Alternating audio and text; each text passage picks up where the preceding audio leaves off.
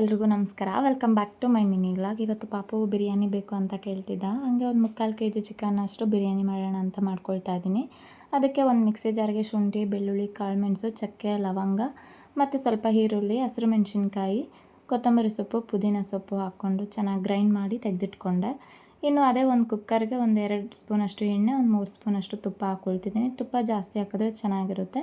All spices ಹಾಕ್ಕೊಳ್ತಾ ಇದ್ದೀನಿ.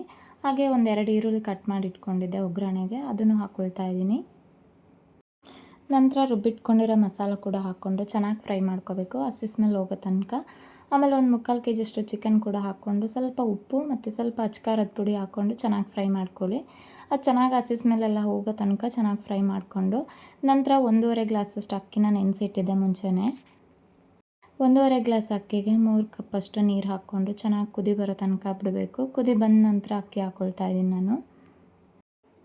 ಕುದಿ ಬಂದ ನಂತರ ಒಂದು ಟೊಮೆಟೊ ಕಟ್ ಮಾಡಿ ಇಟ್ಕೊಂಡಿದ್ದೆ, ಆ ಟೊಮೆಟೊ ಕೂಡ ಹಾಕ್ಕೊಂಡು ಕುಕ್ಕರ್ ಮುಚ್ಚಳ ಹಾಕಿ 2 ವಿಷಲ್ ಬರೆಸ್ಕೊಂಡ್ರೆ ಬಿರಿಯಾನಿ ರೆಡಿ ಆಗುತ್ತೆ. ಬಿರಿಯಾನಿನೂ ಸಾಫ್ಟಾಗಿ ತುಂಬ ಉದ್ರಾಗಿ ಚೆನ್ನಾಗಿ ಬೆಂದಿದೆ. ಟೇಸ್ಟ್ ತುಂಬ ಚೆನ್ನಾಗಿತ್ತು. ಬಿರಿಯಾನಿ ಮಸಾಲ ಏನೂ ಹಾಕದೆ ಬಿರಿಯಾನಿ ಮಾಡಿದ್ದಿದೆ ಇವತ್ತು. ನಮ್ಮನೇಲಿ ಪಾಪುಗೆ ಬಿರಿಯಾನಿ ಅಂದರೆ ಸಖತ್ ಇಷ್ಟ. ನೋಡ್ತಾ ಇರ್ಬೋದು ನೀವು, ರೈಸ್ ಉದ್ರಾಗಿ ಬಂದಿದೆ.